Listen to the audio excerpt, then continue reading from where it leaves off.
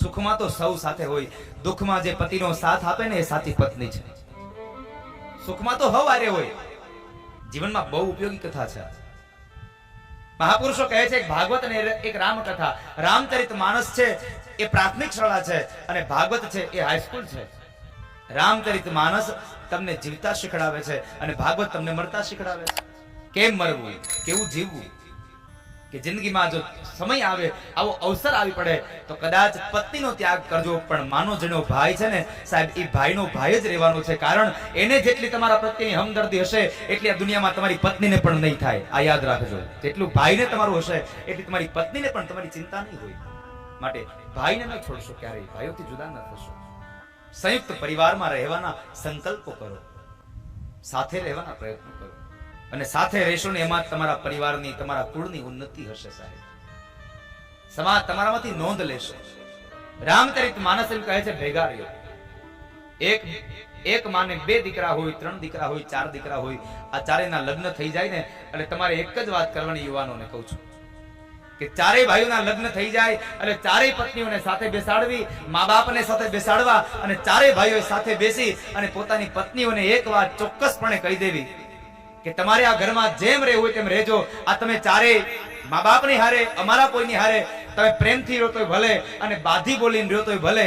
અમે ચારેય ભાઈઓ ભેગા હતા અને વર્તમાનમાં ભેગા છીએ અને ભવિષ્યમાં ભેગા રહેવાના. અમે ચારેય ક્યારેય નોખા નથી થવાના. તમારા ઘરમાં પત્ની ક્યારેય તમને નોખા થવાની વાત કરે ને તો હું મારું ભાગવત છોડી દઉં સાહેબ. તમે મક્કમ બની જાઓ, તમે તટસ્થ બની જાઓ. પણ તમારો જ દોષ હોય છે. પત્ની 2 રૂમમાં આવી અને 2 વાતો કાનમાં નાખે એટલે બીજા દિવસે સવારે ભાઈની સાથે અબોલા થઈ ગયા હોય.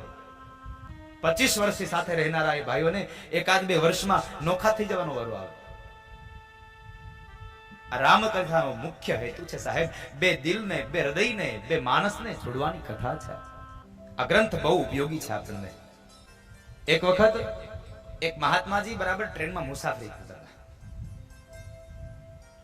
અને એ ટ્રેનમાં જે ડબ્બામાં જે સીટ ઉપર બેઠા હતા એની સામેની બારીએ એક યુગલ બેઠું છે. નવા લગ્ન થયા છે, પરણેલા છે અને 2 બરાબર ફરવા માટે જાય છે. અને સામે જે મહાત્માજી બેઠા છે એ મહાત્માજી એની મસ્તીમાં હાથની અંદર રામચરિત માનસનો નાનો એવો ગુટકો છે. સામે પતિ પત્ની 2 પ્રેમ પ્રણયની વાતો કરે છે અને એમાં બરાબર પેલા મહાત્માજી જોરથી રામચરિત માનસની ચોપાઈઓ ગાય છે. રામચરિત માનસની ચોપાઈઓ ગાય છે. એ ચોપાઈઓ ગાવામાં મોટેથી ગાય છે એટલે સાથે નારી છે, સ્ત્રી છે એટલે અહંકારી હોય અને એમાં હમણાં નવા લગ્ન થયા એટલે હારે જ્યારે પત્ની હોય ત્યારે જરાક કોકને બતાવવું પડે પત્નીને કે મારામાં બળ છે. તમે જોજો એવું જ થાય. આ વર્તમાન આ કળયુગમાં એવું જ થાય છે. ગાડી લઈને જતા હોય ને જરાક કોઈ કે પાછળથી સિગ્નલ ઉપર ગાડી અડાડે એટલે એવી ત્રાહી નજરે જોવે, એની પત્નીને બતાવે જો મારામાં બળ છે એમ. અહીંયા પત્ની સાથે છે એટલે પેલા મહાત્માજીને કહે છે એ મહારાજ તમારે ગાવું હોય તો મનમાં ગાવ, આ તમારી ચોપાઈઓ અમારે નથી સાંભળવી, અમને અમારી વાતોમાં ડિસ્ટર્બ થાય છે. મહારાજ મૌન થઈ ગયા. મનમાં વાત હતા. વળી પાછો શું રંગ ચડ્યો અને મહારાજે વળી પાછી ચોપાઈ ગાય.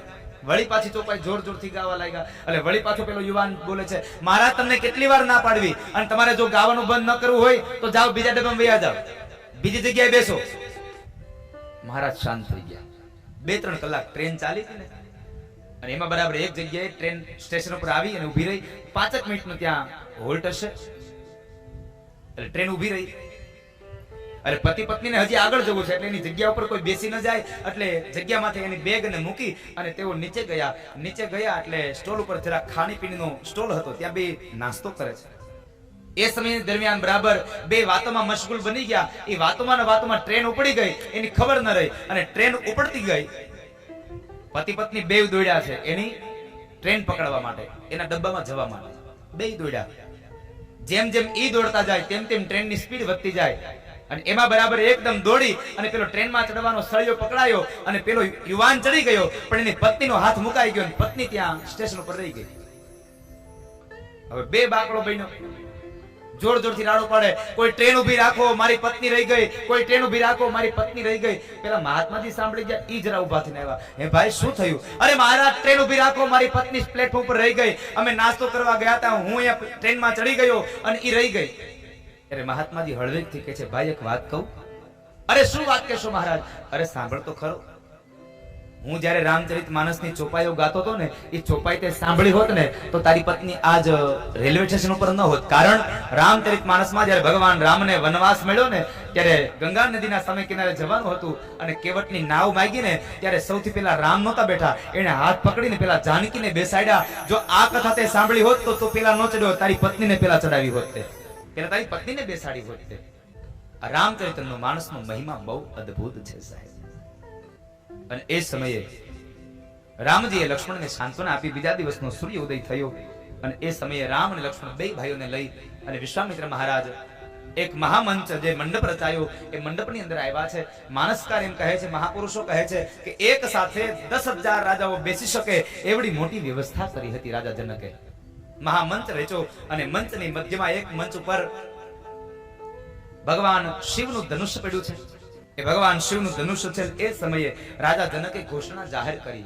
રામ લક્ષ્મણને લઈ વિશ્વામિત્ર મહારાજ સભામાં આવે અને ઘોષણા જાહેર થઈ કે હે રાજાઓ સાંભળો, જ્યારે મારી દીકરી 3 વર્ષની હતી ત્યારે આ ભગવાન શિવના ધનુષ્યને લઈ અને એ રમતી હતી. આજ કોઈ શિવના ધનુષ્યને પણછ ચડાવી આપે તો એની સાથે મારી દીકરીના લગ્ન થાય. અને એ સમયે એક પછી એક રાજાઓ આવે છે, પણ માં જાનકીએ ભવાનીની પ્રાર્થના કરી. માં ભવાનીને પ્રાર્થના કરી કે છે હે માં, આ ધનુષ્ય કોઈનાથી ઉપડવું ન જોઈએ. અને માં ભવાનીએ ભગવાન શિવને પ્રાર્થના કરી અને શિવજીએ આ દુનિયામાં આ જગત ઉપર ધરતી પર જેટલા પણ એના ગણ હતા ને, બધાય ગણને સૂક્ષ્મ રૂપે લાવી અને ધનુષ્ય બાણ પર મૂકી દીધા. અનેક રાજવીઓ આવ્યા, ધનુષ્યને ઉપાડવાના પ્રયત્નો કરે, પણ ધનુષ્ય ઉપડ્યું નહીં કોઈનાથી. અંતે રાજા જનકથી આ દુઃખ ન જોવાયું અને વિશ્વામિત્ર મહારાજ કહે છે ઉઠવ રામ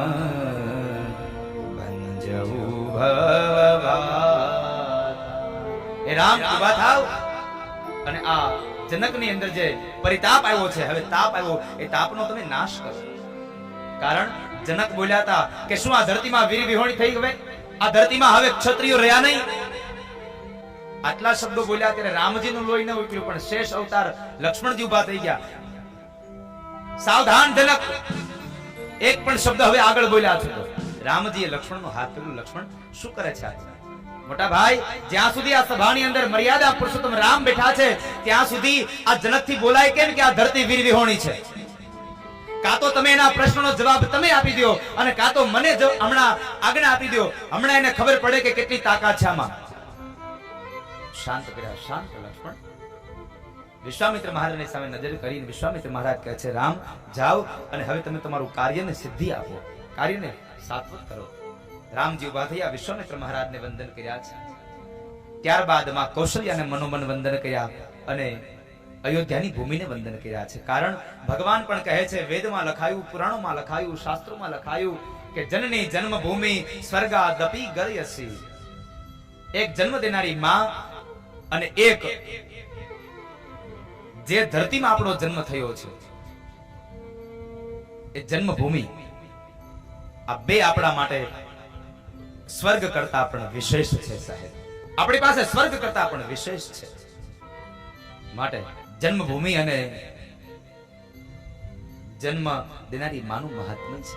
માને વંદન કર્યા. ત્યારબાદ ધનુષની નજીક ગયા છે અને ધનુષના નજીકમાં જઈ ભગવાન શિવને વંદન કર્યા. જેનું ધનુષ્ય છે એને વંદન કર્યા અને ત્યારબાદ ધનુષ્યને વંદન કર્યા છે. જેને મારે તોડવું છે એને વંદન કર્યા, એને વંદન કર્યા છે. અને ત્યારબાદ માં જાનકી ભવાનીને પ્રાર્થના કરે, માં હવે આ ધનુષ્ય હળવું ફૂલ જેવું થવું જોઈએ અને રામથી ઉપડી જવું જોઈએ. અને એ જ સમયે ભગવાન રામે મધ્યમાંથી ધનુષ્યને પકડ્યું અને ધનુષ્યને પકડવાને લઈ જાણે એક નાનું બાળક પોતાના રમકડાને ઉપાડી લે એમ ભગવાન રામે મધ્યમાંથી ધનુષ્યને ઉપાડ્યું. પોતાના જમણા પગના અંગૂઠા નીચે એક પણછનો છેડો પછાડ્યો અને બીજા પણછને નીચે નમાવા જાય અને પણછ ચડાવવા જાય છે ત્યાં મધ્યમાંથી ધનુષ્ય ભાંગ્યું. મહાભયંકર અવાજ થયો અને ભગવાનનો જય ઘોષ થયો. બોલીએ સિયાવર રામચંદ્ર ભગવાન કી. ભગવાનનો જય ઘોષ થયો. ધનુષનો ભંગ થયો. માં જાનકીએ વરમાળા પહેરાવી. ત્યાર પછી તો રામચરિત માનસમાં એક કથા છે, પરશુરામજી મહારાજનો પ્રવેશ થાય. લક્ષ્મણ અને પરશુરામનો સંવાદ બહુ અદ્ભુત કથા છે. આ તો સાહેબ રામનું જીવન ચરિત્ર, રામની લીલાઓ છે. રામની લીલાઓ 7-9 દિવસ તો શું, કદાચ 9 ભવ ગાય ને તો પણ ન ખૂટે. હરિ અનંત, હરિ કથા અનંતા. મારો હરિ પણ અનંત છે અને એની દિવ્ય ગાથાઓ પણ અનંત છે. એ સમયે બરાબર કુમકુમ પત્રિકા લઈ અને સૈનિકો અયોધ્યામાં આવ્યા છે. અયોધ્યાની અંદર દેવર્ષિ નારદને બોલાવ્યા. નારદની પાસે સરસ મજાનું મુહૂર્ત નીકળાયું. એ મુહૂર્તને લઈ અને જાન લઈને સૌ લોકો આવ્યા છે. વસંત પંચમીએ જાન આવી અને ધનતેરસ પાછી ગઈ હતી. આટલી જાન રોકાણી હતી. પેલા જ્યારે જાન આવી છે ને ત્યારે એક વિવેકનો પ્રસંગ બન્યો છે. રામચરિત માનસ આખું મર્યાદાથી ભરેલું એક ગ્રંથ છે સાહેબ. વિવેકનો પ્રસંગ બન્યો. બરાબર થયું એવું માનસકાર એમ લખે છે કે ચારે ભાઈઓના લગ્ન એક જ માંડવે થયા. શ્રુતકીર્તિ, માંડવી અને ઉર્મિલા આ 3 બહેનો હતી. માં જાનકીની કાકાની બાપાની દીકરીઓ, પિતરાય બહેનો. અને એ પિતરાય બહેનો સાથે ભગવાન રામના 3 ભાઈઓ ભરત, શત્રુઘ્ન અને લક્ષ્મણ આ ત્રણેયના લગ્ન થયા. એટલે ચારે ભાઈઓ એક માંડવે પરિણા. લગ્નની વિધિ સંપન્ન થઈ અને જ્યારે જમવા બેઠા ત્યારે એક પ્રસંગ બન્યો વિવેકનો. બહુ અદ્ભુત પ્રસંગ છે. જ્યારે જમવા બેઠા છે ત્યારે જમતા જમતા માં જાનકીના બહેનપણીએ જરા વિવેક કર્યો, જરાક હાસ્ય કર્યું, મજાક કરી કે અયોધ્યામાં ક્યાં છોકરા થતા હતા દશરથને, ત્યાં આ તો ખીર ખાધીને એટલે છોકરા થયા. રામ કઈ ન બોલ્યા, ભરત કઈ ન બોલ્યા, શત્રુઘ્ન કઈ ન બોલ્યા, પણ લક્ષ્મણથી ન રહેવાય, કારણ કે શેષનો અવતાર છે અને વિવેકની મૂર્તિ કાઢી છે ને. એટલે લક્ષ્મણજી મહારાજ બોલ્યા છે, સાચી વાત છે તમારી સ્ત્રીઓ, અયોધ્યામાં તો મહારાજને ત્યાં છોકરા હતા નહીં, પણ ખીર ખાધી એટલે છોકરા થયા. પણ તમને એ ખબર છે કે આ જનકપુરની અંદર પ્રસૂતાની વેદના વેઠવી ન પડે એટલે છોકરીઓ ધરતીમાંથી નીકળી છે. છોકરીઓ ધરતીમાંથી નીકળી છે.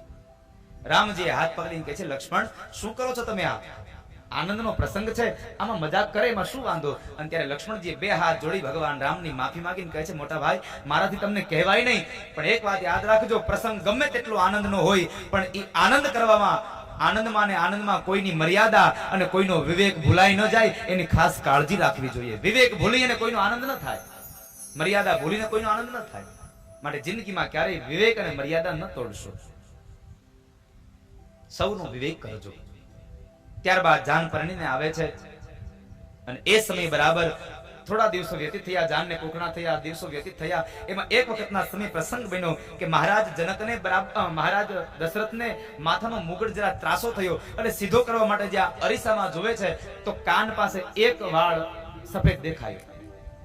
કાન પાસે એક વાળ સફેદ દેખાયો એટલે એને નક્કી કરી લીધું કે હવે મારે મારી રાજગાદી મારા દીકરાઓને સોંપી દેવી જોઈએ. મારે મારી રાજગાદી મારા દીકરાઓને સોંપી દેવી જોઈએ. રામને રાજગાદી આપી દેવી, વ્યવહારનો દોર એને આપી દેવો જોઈએ. એને શું નક્કી કર્યું? એક વાળ ધોળો જોઈને શું નક્કી કર્યું? મારે વ્યવહાર મારા છોકરાને આપી દેવો જોઈએ. આ કળયુગના દશરથનું આખું માથું ધોળું થઈ જાય તોય વ્યવહાર નથી મૂકતો, તોય છોકરાને વ્યવહાર નથી આપતો. પછી બને એવું દાદા મોટા થાય 70 વર્ષના થાય ત્યાં સુધી હાથમાં વ્યવહાર રાખે, છોકરાને વ્યવહાર આપે નહીં. જ્યાં હોય ને મારા ધોળા કપડાની ઇસ્ત્રી કરજો, મારે જાનમાં જવું છે. છોકરાને કોઈ દી જાનમાં જવા દીધો ન હોય. એટલે પછી જ્યારે દાદાના હાથમાંથી વ્યવહાર મૂકવાનો સમય આવે ત્યારે દાદાનો દીકરો હોય ને એના હાથમાં વ્યવહાર ન આવે, કારણ અત્યારે સમય પરિવર્તિત થઈ ગયો. એટલે દાદાના દીકરાનો દીકરો હોય ને એ મોટો થઈ ગયો હોય, વ્યવહાર કરે એવડો, એટલે સીધો વ્યવહાર એના હાથમાં. એટલે દાદાના દીકરાને 5 માણામાં કોઈ ઓળખે નહીં, કારણ કે કોઈ દી જવા જ ન દીધો હોય. ક્યાંય જ્યાં હોય ત્યાં વરની ફઈ હું, જ્યાં હોય ને એ જ હોય. માટે આપ સૌને મારી પ્રાર્થના છે, સમયાંતરે યથા યોગ્ય કાળે દીકરાઓને વ્યવહારની દોર સોંપી દેવી. વ્યવહારની દોર દીકરાઓને સોંપી અને પછી આપણે આપણું જીવન જીવવું. મહારાજ દશરથે નક્કી કર્યું. વશિષ્ઠ મહારાજને પ્રશ્ન કર્યો. વશિષ્ઠ મહારાજ કહે છે, રાજા આમાં મુહૂર્ત શું જોવાનું? રામ જેદી ગાદી આવે તેથી મુહૂર્ત. હવે એમ તો ન કહેવાય 14 વર્ષનું હજી તમારે રાહ જોવી પડશે, 14 વર્ષ પછીનું તો મુહૂર્ત દેવાય નહીં. એટલે રામ જેદી ગાદી આવે તેથી મુહૂર્ત. એટલે કીધું તો કાલે જ બેસાડી દઈએ. કઈ વાંધો નહીં, કાલે બેસાડીએ. આખું અયોધ્યાને શણગારવામાં આવ્યું છે. અને આ બાજુ કૌશલ્યાની દાસીઓએ કૌશલ્યાને સમાચાર આપ્યા, માં આવતીકાલ આપણા રામ રાજા બને છે. એટલે રામ રાજા બને છે શબ્દો સાંભળ્યા એટલે કૌશલ્યાએ તરત જ એક હાર કાઢી અને દાસીઓને આપી દીધો. લ્યો, આ મારા દીકરાના રાજા બનવાની વધામણી છે. રાજા બનવાની વધાઈ આપી. દાસીઓ બરાબર લઈને નીકળે છે. અને એ સમયે કૈકેયીની દાસી મંથરા ઈ એને સામી મળે. અને જ્યારે એ સામી મળે છે ત્યારે એને મેણું માર્યું. એટલે મેણું મારવાને લઈ અને ઈ મંથરા સીધી જ ગઈ કૈકેયી પાસે અને કૈકેયીને જઈને એના કાન ભંભેરણી કર્યા અને કૈકેયી પાસે 2 વરદાન મગાવવાની તૈયારી કરી. પહેલું વરદાન ભરતને રાજગાદી અને બીજું વરદાન રામને 14 વર્ષનો વનવાસ. શું કામ માંગ્યું કૈકેયીએ? મંથરાનો સંગ થયો. જ્યારે ખોટા માણસનો સંગ થઈ જાય ને તો આપણું જીવન બરબાદ થઈ જાય. માટે સંગ કરતા પહેલા પણ યાદ રાખજો, સંગ કરવાથી માણસ કૃષ્ણ પણ બની શકે અને સંગ કરવાથી માણસ કંસ પણ બની શકે છે. સંગનો દોષ લાગે છે. હારાનો સંગ કરશો તો તમારી કિંમત થશે, ખરાબનો સંગ કરશો તો તમારી કિંમત હશે ઈ વહી જાય. જો તમને એક ઉદાહરણ આપું. નામે ચોખો રંગે ચોખો ઉજ્જવળ એનું રૂપ, કંકુ સાથે મેળ કરીને કંઈક નમાવ્યા ભૂપ. આપણે જેને ચોખ્ખો કહીએ ને, જુઓ એ રંગમાં ચોખ્ખો, રૂપમાં ચોખ્ખો, એને કંકુની હારે મેળ કર્યો. કોનો સંગ કરો છો ને એ મહત્વની વાત છે. એને કંકુની હારે મેળ કર્યો અને કપાળમાં તિલક કરે અને જ્યારે ચોખા લગાડે એટલે ગમે તેવો મોટો રાજા હોય તો તમને થોડોક તો નમી જાય સાહેબ. કંકુ સાથે મેળ કરીને કઈક નમાવ્યા ભૂપ. પણ ઈનો ચોખ્ખો જોજો સંગ બદલાયો. મગની સાથે મેળ કર્યો ચોખ્ખો થયો બદનામ. મગની સાથે મેળ કરીને ચોખ્ખો થયો બદનામ. રંગ ખોયો રૂપ ખોયું લોકોએ પાડ્યું ખીચડી નામ. રંગે ગયો, રૂપે ગયું અને એનું નામે વહી ગયું. એટલા માટે સંગ કરતા સમયે પેલા યાદ રાખજો કોનો સંગ થાય છે. જેને ભજનમાં હોય સાહેબ ને એટલે માં ગંગા સતી પાનબાઈ બોલ્યા છે, સંગ કરો તો એવાનો કરજો કે જેને ભજનમાં મસ્તીમાં રંગ ચડ્યો હોય છે, જેને રામના નામનો રંગ લાગ્યો, જેને કૃષ્ણના નામનો રંગ લાગ્યો હોય, જેને સારાનો રંગ લાગે છે સાહેબ એની સાથે સંગ કરો. મંથરાએ કાન ભમરણી કર્યા અને કૈકેયીની અંદર એ મંથરા એટલે કુબુદ્ધિ, આધ્યાત્મિક અર્થમાં કુબુદ્ધિ છે. અને કુબુદ્ધિ જ્યારે જીવનમાં આવે ને પછીનું પરિણામ શું હોય નક્કી નહીં. નહીં તો કૈકેયી પણ રામને એટલો જ પ્રેમ કરતા હતા, પણ જ્યારે કુબુદ્ધિની સાથે સંગ થયો અને કુબુદ્ધિ જ્યારે જીવનમાં પ્રવેશ કરી ગઈ એટલે રામ પ્રત્યેનો પ્રેમ મરી પરિવાર્યો અને રામને 14 વર્ષનો વનવાસ આપ્યો છે.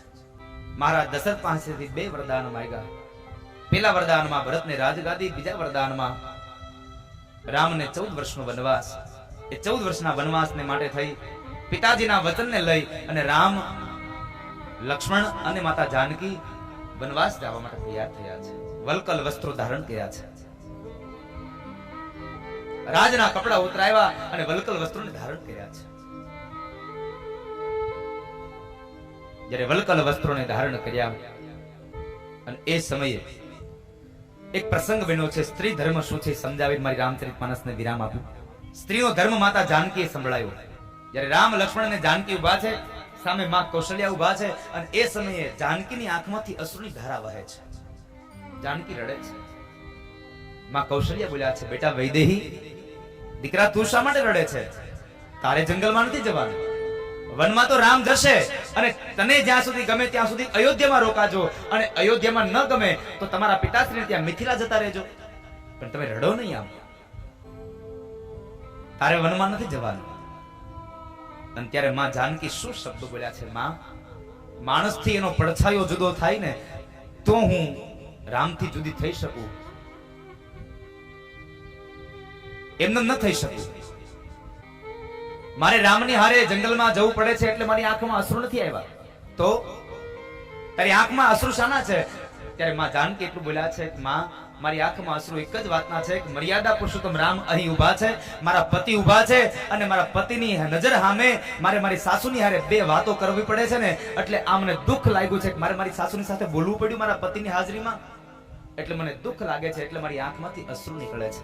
અને પહેલાનો સમય હતો કે સાસુ સસરાની તો લાજ કાઢવાની જ, પણ જ્યાં સુધી ઘરવાળો ઘરમાં હોય ત્યાં સુધી સાસુમાની લાજ કાઢવાની. આવો એક રિવાજ હતો. ઘણામાં બેનો બેઠા છે જેને સાસુની લાજ કાઢી, સાસુની લાજ કાઢવામાં આવતી. પણ એક સમય હતો કે પતિ ઉભો હોય ત્યાં સુધી પત્ની એની હાહુ હારે વાત ન કરે, અને હવે સમય પરિવર્તિત થયો, જ્યાં સુધી પત્ની ઊભી હોય ત્યાં સુધી હગો દીકરો એની માં હારે વાત ન કરી શકે. તરત પૂછે, બાને હું કીધું? સમય પરિવર્તિત થયો. સ્ત્રીનો ધર્મ બતાવ્યો છે. સ્ત્રીની પાસે મર્યાદા છે સાહેબ. સ્ત્રીની અંદર કેટલું સામર્થ્ય છે એ તપાસ હોય તો માત્ર એક જ અવસ્થા, જ્યારે પરિવારમાં વિપત્તિ આવે ને ત્યારે ખબર પડે કે આ સ્ત્રીમાં કેટલી તાકાત છે. ત્યારે એ ધીર ગંભીર થઈ અને પત્ની એ સ્ત્રી કેટલો વિવેક જાળવી રાખે છે. જ્યારે વિકટ પરિસ્થિતિમાં વિવેક જાળવે ને એ સાચી આ ધર્મની પત્ની હોય છે સાહેબ, એ સાચી સ્ત્રી છે. સુખમાં તો સૌ સાથે હોય, દુઃખમાં જે પતિનો સાથ આપે ને એ સાચી પત્ની છે. સુખમાં તો હવ આરે હોય. વચનને ખાતર રામ લક્ષ્મણ અને માતા જાનકી જાય છે, જંગલમાં જવા માટે નીકળે. માં કૌશલ્યાએ પ્રાર્થના કરે છે કોઈક રામને રોકી લ્યો. રામ લક્ષ્મણ અને માં જાનકી જાય છે.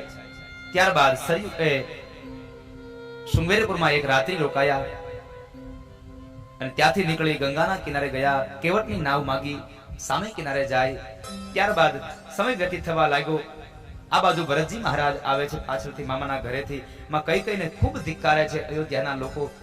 મહારાજ દશરથ આખો દિવસ રીડા કરે છે, મારા રામને લઈ આવો, મારા રામને લઈ આવો. રામના વિયોગની અંદર દશરથજી મહારાજ ખૂબ આકુળ વ્યાકુળ બન્યા છે અને ત્યાં આગળ મહારાજ દશરથે પોતાનો પ્રાણ ત્યાગ્યો છે, પ્રાણ ત્યાગી દીધો. આ બાજુ ભરતજી મહારાજ રામને લેવા માટે જંગલમાં જાય છે, પણ રામજી ન આવ્યા. રામજીએ પોતાની ચરણ પાદુકાઓ આપી છે અને ત્યારબાદ પંચવટીમાં જ્યારે રહે છે ત્યારે પંચવટીમાંથી રાવણ માં જાનકીનું હરણ કરીને લઈ જાય. માં જાનકીની શોધ માટે ભગવાન રામ અને લક્ષ્મણ નીકળે. પંપા સરોવરના કિનારે શબરીના આશ્રમમાં જાય. શબરી કેટલા સમયથી રાહ જોતા હતા કે મારા રામ એકવાર મારી ઝૂંપડી આવશે, એકવાર મારી ઝૂંપડી આવશે.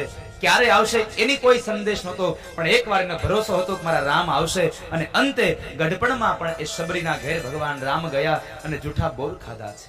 ત્યાંથી નીકળ્યા. હનુમાનજી મહારાજ સાથે મિલન થયું, સુગ્રીવની સેના સાથે મિલન થયું. વાલીને ભગવાન રામે માર્યો છે. ત્યારબાદ વાલી પુત્ર અંગદ પણ ભગવાનના સૈન્યમાં ભળ્યા છે. હનુમાનજી મહારાજ દરિયાના સામે કિનારે જાય, માં જાનકીનો સંદેશો લઈને આવે છે અને આ બાજુ નલ અને અંગદ નામના બે વાનરો દ્વારા પથ્થરો નખાવી અને એક સેતુ તૈયાર થયો અને એ સેતુ પર ચડી અને આખી વાનર સેનાને લઈ અને ભગવાન રામ, લક્ષ્મણ, હનુમાનજી મહારાજ, સુગ્રીવ, આ તમામ અંગદ, આ તમામ વ્યક્તિઓ આવી અને લંકામાં રહ્યા. લંકાની અંદર જ્યારે રામ અને રાવણનું યુદ્ધ થાય છે એ સમય મારે આપણે એક અંતિમ સંદેશો આપીને મારી રામકથાને વિરામ કરું. જીવનમાં બહુ ઉપયોગી સંદેશો છે. જ્યારે રામ અને રાવણનું યુદ્ધ થતું હતું ત્યારે રામ એક પછી એક રાવણના મસ્તક ઉતારે, નવું મસ્તક આવે, એક પછી એક મસ્તક ઉતારે, નવું મસ્તક આવે.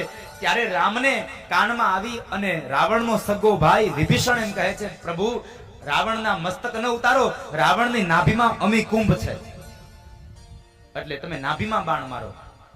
અને ભગવાન રામે દશાનન રાવણને નાભીમાં એક બાણ માર્યું અને દશાનન રાવણ ઢળી પડ્યો તો ખરો, પણ નાભીની અંદર બાણ વાગ્યું એટલે પડ્યો. આ વાત કોણે કરી? રામને કોણે કીધું કે રાવણની નાભીમાં અમી કુંભ છે? રાવણનો સગો ભાઈ વિભીષણ. અહીંયા કહેવત પડી કે ઘર ફૂટે ઘર જાય.